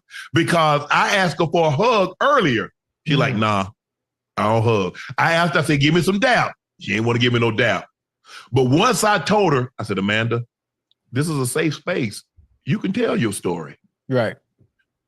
She saw it back. She paused. She's like, can I have a hug? And then she was cool. See, I think a lot of things. She's like a little kid. Remember, I told you guys, she's like a little kid. That is like a little kid. And you guys didn't see that part in the interview, but Shannon does say to her, hey, you know, like, let me get a hug. You know, like he's just doing what he does, like what Shannon does, you know, to kind of, I think he was doing that to disarm her a little bit and let her know, like, we're cool, like nothing to be scared about. I'm not going to attack you, which he did not. And you see here that he is very sympathetic towards her in the sense of bringing up how she grew up and that he really understands that she was shaped by her experiences in life. But that, again, adds to her very like immature state of mind that she thinks like a little kid, you know, like, oh, I'm not going to, you know, now can I hug you? Because now I feel safe. That type of thing. And people like, I was trying to invalidate her experience. No, I wasn't.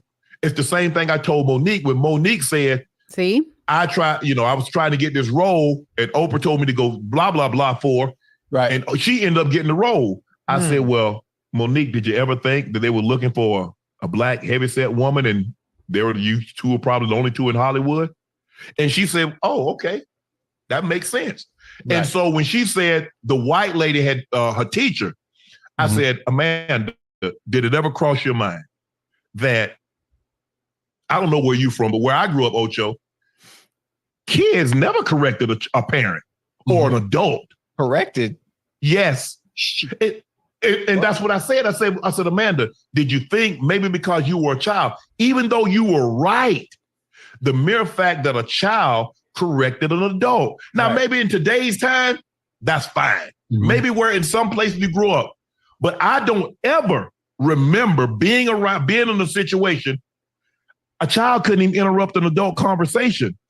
So what he's talking about here is in the interview, further in the interview, Amanda talks about a time when she was in high school or she was in elementary school or something, middle school maybe, where the teacher called a parent-teacher conference with her mother because Amanda was constantly interrupting the teacher to correct what she was saying. Okay. So Amanda has always been this very opinionated, outspoken person, which she herself admits to. But the only difference is that she didn't just say, oh, I've always been this outspoken, opinionated kid, and I was always getting in trouble in school, and I had to call my mom to the school. She said it was clear that white teacher was racist against me because I was a black girl.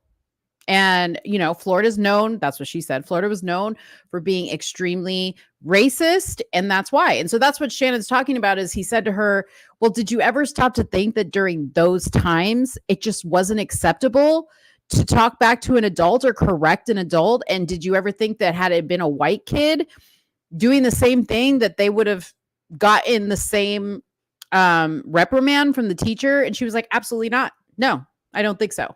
So that's what he's talking about here. You couldn't pull on your parents or your grandparents' leg and say, hey, hey, hey, hey, hey. I'm like, huh? No. So that's what I was saying. I said, maybe Amanda, it wasn't racism. maybe it was the fact that a child was correcting an adult. But that was her experience. That's what, and like I said, I mean, that's how she felt about it. But I enjoyed the interview. I enjoyed talking to people. Yeah, I mean, everybody. And I try not, I do my research, but I try to go in with as clean a slate as I possibly can, because I don't want what someone else has said about her to influence what I think of her. Right. Yeah. I'm going to come up, I'm going to ask the questions. And then at the end of the day, hopefully when she sees it, she'll be pleased with the finished product. But I ain't got no problem with Amanda Seales. She was great. She's very funny. She has, and I do believe some of the people have done her wrong. And I think a lot of, because that's what you deal with. We all go through it. Dealing with men or women, you're not dating them, you're dating their childhood, their past traumas. That's what you got to get past. So I'm excited. I was excited to have her. She was great. She taught me a lot of things. But she's highly educated. She's real versed. She can sing. She's a comedian. She's a writer. Is she married? No, she's not married. She's not married. I love Chad. He was like, "Is she married?" And you know what's funny is he really does play it off like, "No, I'm just saying because those are a lot of great qualities to have." And you know, it's odd that she's still single. Something to think about. Same day, huh? I mean, yes, I'm listening to you list all the qualities that she has, and I'm just curious if she was married, because that sounds like that's a great catch for someone. Yeah. No, that sounds like some flaws for some men. Because see, my man in the middle, I don't know who that is. Gilbert something. I don't know who that is. But my man in the middle gets it. Okay. He's like, yeah, that sounds like a lot of problems. And not that a woman being educated is a problem, but I think he's a little bit more well-versed with Amanda Seales than Chad Ochocinco is on the right-hand side, because he understands exactly why she's single. She's difficult. That's why she's single. It's not so much that she's educated and well-versed and all this stuff, but on top of all that, she's difficult. That's what her problem is. As educated as she is, right? Yeah. She's there's a standard of a man that she's looking for. Right. Yeah. If it's not on the same educational level as her, she's gonna look down on. And but that is, if they're more educated than her, then they talking down to her. Right. So these are the type of women that will typically be single because they can't find the equal partner to they are. She wants someone that's versed. She wants someone that's inquisitive. She wants someone that wants to travel. I mean, look, to each his own. Ocho, I'm not everybody's cup of tea. I understand that. Right. Gil's not everybody's cup of tea. Even with the kind of money, even with the kind of finances, you found your mate real. Right. Even with Gil's in our finance, we understand that some people like, I don't care how much, he can have $1 billion. I ain't rocking with him. And that's okay. Right. I can have a different perspective than Amanda. That's okay. Right. I don't think any less of her. I don't think any more of myself. But people like, well, just because I didn't agree with everything she said, oh, you trying to invalidate her? No, bro, ain't nobody trying to invalidate her experience. Right. You know, I think about it. Gil, you single too? No. All right, they're gonna start going into their own relationships there. But yeah, I thought that was pretty funny what the guys responded to that. Anyways. Gabriella, my hairstylist, she's so funny. She says, now I understand that I'm very difficult and that's why I'm single. Yes, girl, that's why you're single, because you are difficult. You're a pain in the ass. Too much for a man to handle, that's for sure. That is for sure. Okay, guys, so let's see if there is anything else that I wanted to talk about. Oh, you know what? Oh, darn it. I'm going to have to watch it. So tonight was the second day of the NFL draft. Why is my camera blurry? Focus here. Hold on, guys. We need to fix. That's better. Okay. So last night was the kickoff of the NFL draft. I don't really care about the draft at all, like the teams and all this other stuff. I am there for the debauchery, the fashion, the girlfriends, like the shady girlfriends that are sitting next to them, or like the little side pieces or whatever. They didn't show too many girlfriends at the NFL draft, aside from the guy that got drafted by the Chicago Bears. He was the number 1 NFL pick, and I forget his name. Let me see if it's in here.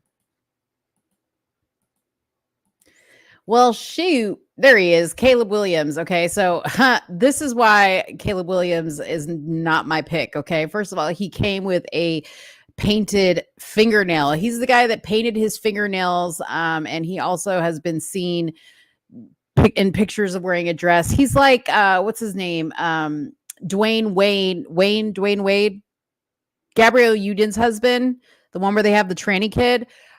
He's like him 2.0 in the making. Okay. It's probably the reason why he was the number 1 pick in the draft, because he is clearly showing that he's willing to push the agenda that they want to push. But anyways, the only girlfriend that I saw really was his, and she really annoyed me for some reason. I don't know. Nobody knows who she is. But to me, she was like Brittany Mahomes 2.0, He's Dwayne Wade 2.0. She's Brittany Mahomes 2.0. She showed up like in this like silver sequence dress, and I was just like, it's his moment, not yours. Like, what are you doing? Like, why do these women come dressed like they're going to like homecoming or like prom or something like that? Like, this is like your man's moment. Like, just like lay back and just support and be there for them, and just, but a lot of these chicks are trying to be seen. But one of the reasons why I love the NFL draft and why I kind of wanted to highlight it for a second was because, we did talk about the women's NBA draft and the debauchery of all the outfits there. The ladies just didn't do it for me. I love the NFL draft because I love the fashion that the guys be bringing. Okay. Now I'm going to talk purely on the outfits because, truth be told, I kind of feel like they were all the Shador Sanders look, of like the glasses and the twisties. They all kind of had the same look for the most part. Some of them obviously didn't, but a lot of these guys did. But I really love the cute little outfits, like the guys just bring a different type of class. And I don't know if it's because, they don't have as many options as the ladies do, but I love when they bring in the color and the different sneakers and the jewelry. You know what I mean? Like, look at this. This is just too cute for words. Like this little outfit. They got this little studded football. This is Lautu. I don't know. Here's Marvin Harrison from the Arizona Cardinals. I don't know where he got drafted to. I'm sorry, he got drafted to the Arizona Cardinals. I don't remember what college he came from. But he was super cute. I believe he is the one that on the inside of his jacket, y'all, he had a picture. Let me see if I can pull it up. He had a picture of his hold on one second. Give me just a second here. He had a picture of his family. I believe it was him. Give me just a second. No, it was a different guy, but I'm still going to show you this jacket because I just died. I died for it. Okay. Why is it not?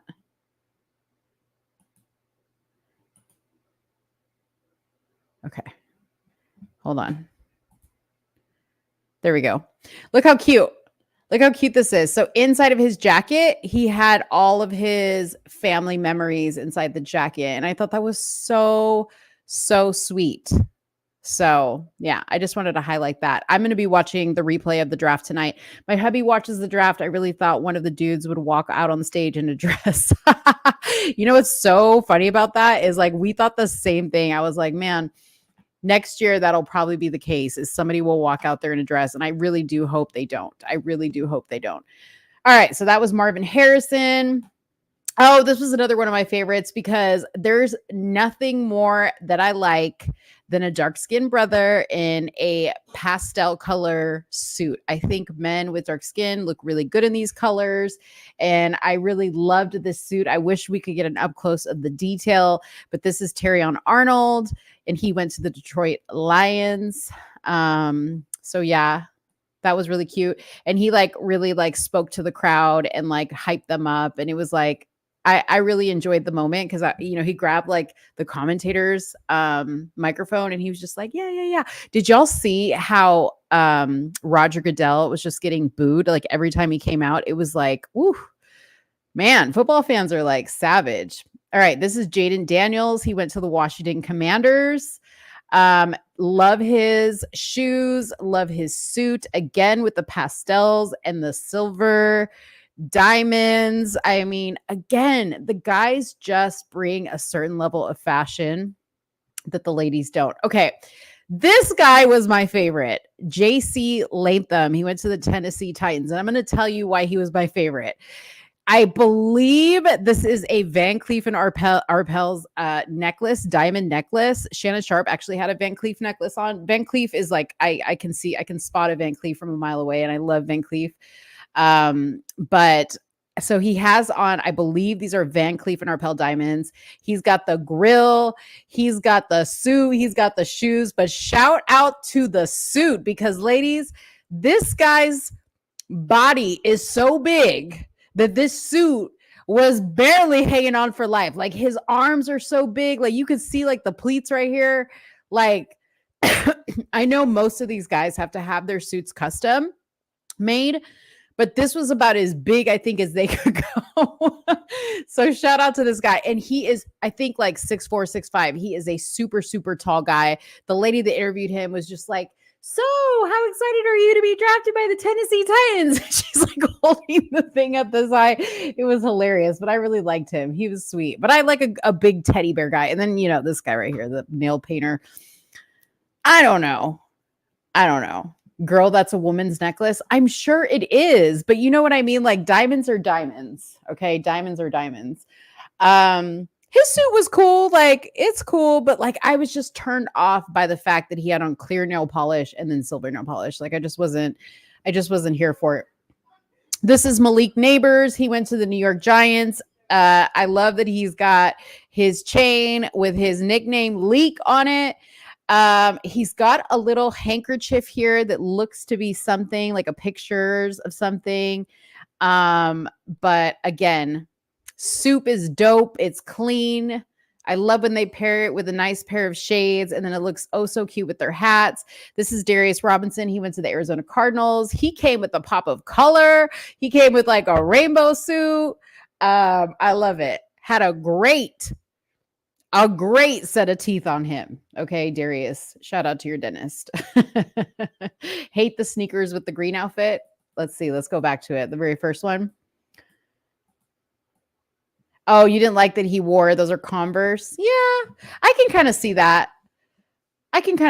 It's funny because the outfit looks a little bit more green in this picture than it is right here. So I don't know if it was like this green of an outfit and if it was like this, more like this in person. Who knows? Maybe these shoes had some type of sentimental value to him. Okay, so this I wanted to bring up. So this is something on Right Wing page, and I'm going to play this in a second, but this is crazy. So police arrested a Baltimore high school athletic director Thursday after they said they discovered he allegedly used artificial intelligence to create a phony audio recording of the school principal that went viral and cost the school leader his job temporarily and his safety. Principal Eric Ellsworth was removed from his position at Pikesville High School after the school district began investigating the audio clip that was circulating among staff and social media in January, where it appeared Ellsworth made racist comments against Black and Jewish persons. The 3-month probe, which involved local police and the FBI, concluded that the audio was forged using AI tools by Dasan Darian, the athletic director at the school. According to Baltimore Chief at Police Robert McCullough, detectives alleged Mr. Darian made the recording to retaliate against the principal who had launched an investigation into the potential mishandling of school funds. So this guy right here, this black gentleman right here was basically being accused of mishandling school funds. And in turn, he made this fake AI recording. Good night, Mad Cow. Thank you for watching the show. He made this fake AI recording to basically frame the principal. So I'm going to play this for you guys so you guys can hear this, but this is crazy. I'm the principal here, me and only me. You know, I seriously don't understand why I have to constantly put up with these here every day. Between these ungrateful black kids who can't test their way out of a paper bag, or these teachers who don't get it, how hard is it to get these students to meet their grade level expectations? Lawrence and Ravenel should have never been hired. And don't let me get started on DJ. I'm going to drag his black ass out of here one way or another. I'm going to get something to stick. I'm just so sick of the inadequacies of these people. And if I have to get one more complaint from one more Jew in this community, I'm going to join the other side. Kathy, I'm done. Isn't that wild? That is wild. That is so scary that AI can do that. And that we have gotten to a point now where people are using AI to basically frame people. How do we know who else this hasn't been done to at this point?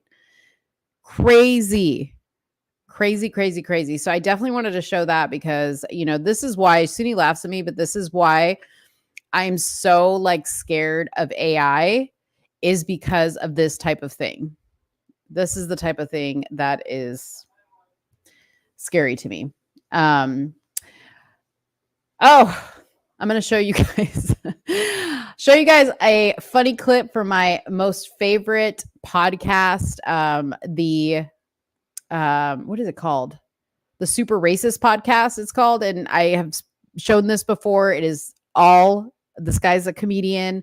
Please don't take offense to it, but he interviews everybody of all races wearing a Ku Klux Klan white hoodie. So I'll play this for you guys' enjoyment. Oh, and then I want to talk about Diddy. I do want to talk about Diddy.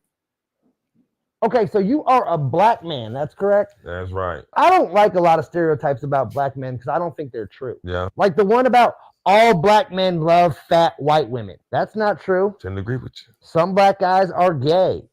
You hear that? No, I don't hear anything. Huh. No. Anyways, while I have you here, can I ask you a question? Sure, what you got? Why does every black man have a paper license plate on his car? It's tax time, man, you know. Every black guy I know has a paper license plate. Who's making these things? Nike? Fubu? Did you hear that? Man, I don't hear nothing. I don't hear anything. The Super Racist Podcast. Oh, I had to show you guys that because that's my favorite. If you guys don't understand the chirping reference, it's a thing with black people and Hispanic people. I'm not all black people and all Hispanic people. Some people hate the sound, but I'm one of the people that I don't hear it.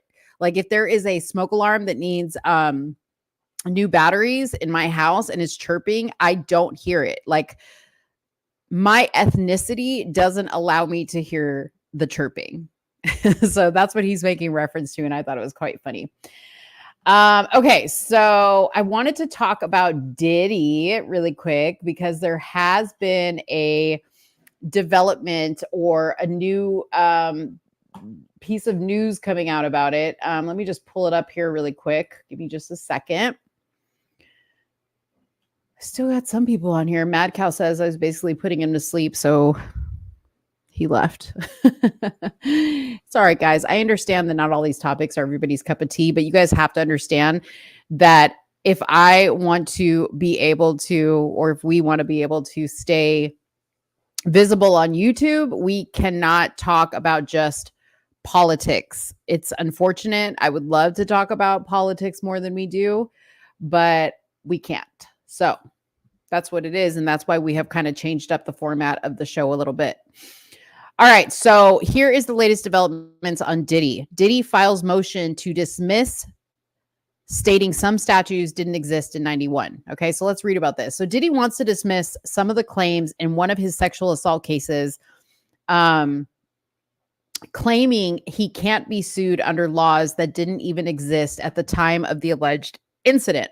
According to the new docs obtained by TMZ, Diddy's lawyers are firing back at claims made by Joy Dickerson Neal. This is another suit that I don't think we've talked about, but this was a woman who filed a suit against Diddy in November, claiming he had drugged and sexually assaulted her back in 1991. Joy filed 6 causes of action against Diddy, and now his team is claiming she can't sue him for several of those claims because the laws didn't exist when she said he assaulted her. For example, Dickerson Neal's suing Diddy under the New York Services for Victim of Human Trafficking law, which Diddy's lawyers note wasn't in effect until 2007, about 16 years after the incident took place. Oh, I appreciate you. It's being so late. Well, it's late here too. It's 11:17. It's 12:20 a.m. here at Forever Tia. I'm barely awake. Well, I appreciate you staying with me until you fall asleep. I fall asleep to many, many podcasts, just so you know. Okay, so Diddy also is contesting her claims under the New York State revenge porn law, codifying in 2019 the New York City Victims of Gender Motivated Violence Protection Law passed in 2000 and the 2016 revenge porn law. Basically, Diddy's lawyers are calling for claims under these laws to be dismissed with prejudice, though, of course, they're also maintaining their client didn't commit the alleged acts at all, including the sexual assault she claims to have endured at his hands. Worth noting, the lawyers aren't making the same argument against the first 2 counts, common law claims for assault and battery and intentional inflictions of emotional distress that don't rely on specific statutes, because the arguments about the timing of certain statutes being passed don't apply to those claims, which are at the heart of her case. So it seems like Diddy is fighting quite a few of these suits. Cheryl, I'm not sure if anything has happened to him yet for lying. I believe that I'm sure there has been some type of, and you're talking about the guy that did use the AI voice. I'm sure now that they found out that he was using AI, there is definitely going to be consequences, but I'll look into it and follow back up. They say that Joy can't sue Bad Boy Records or Bad Boy Entertainment like she's trying, because those two didn't exist yet either. So anyways, that's what's going on there in Diddy world. He's trying to get rid of as many lawsuits as he can. Gabriella says you should do a show about the Michael Jackson being innocent. So I did do a live about that after one of our shows. Either it was a Tuesday or Friday show last week or a week before, but I am still in the process of watching the court case that is 12 years old, involving Conrad Murray, the doctor that was accused of overdosing Michael Jackson on propofol. And I'll be honest with you guys, I had to take a couple days break from it. I'm back on it now, but I had to take a couple days break from it because it was so sad to listen to the testimony from the medical experts and the people that either did the autopsy on Michael Jackson, and then they brought in all the medical experts on the specific parts of the body that were affected by this medication, the heart and whatnot. It is so sad to hear these doctors say that the way that Dr. Murray recounts the incidents of that night and to include leaving him alone for any amount of time after administering propofol is absolutely inexcusable as a medical professional. And it got to the point where I was talking to, I've been talking to people and kind of telling them about it. And it just makes me so sad. It brings tears to my eyes, because the fact that we did this man like this is inexcusable. And I say that, and people may say, oh, you're getting, whatever, what about this? What about that? Keep in mind that he was never found guilty of anything.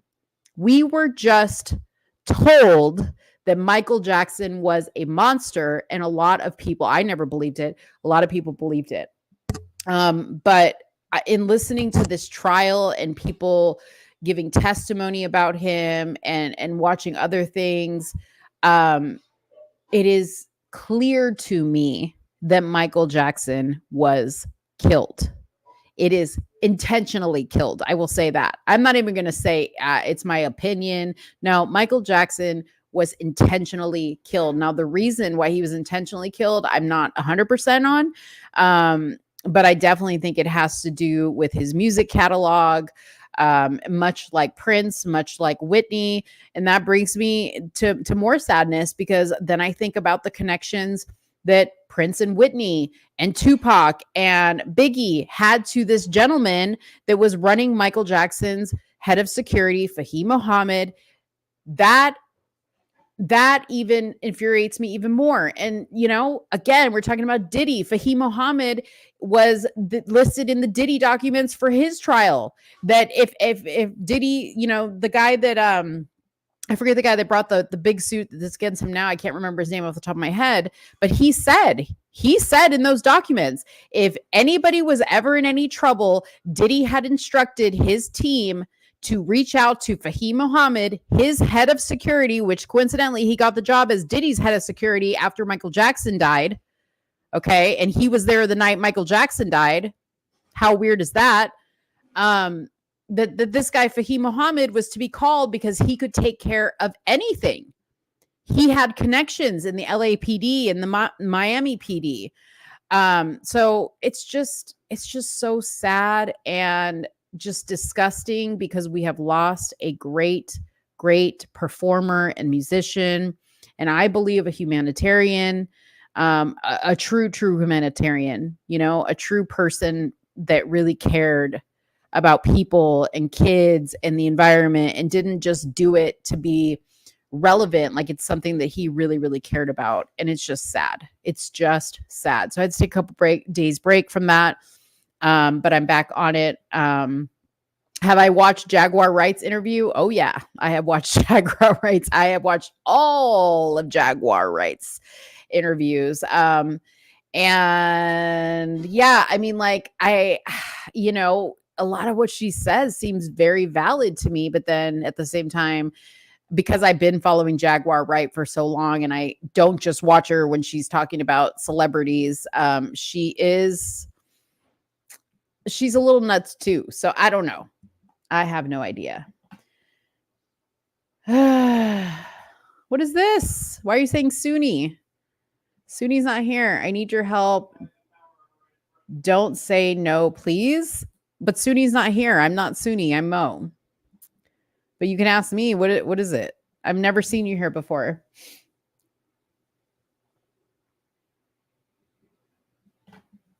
My mom. My name is Hichami. Okay. Get to the point. We're all waiting.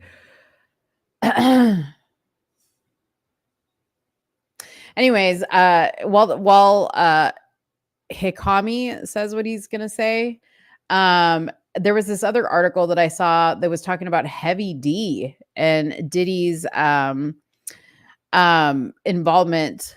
Anyway, you so pretty, first time. Thank you. Can you send me super chat in my channel? My mother, please. What? Okay, I have no idea what you're talking about.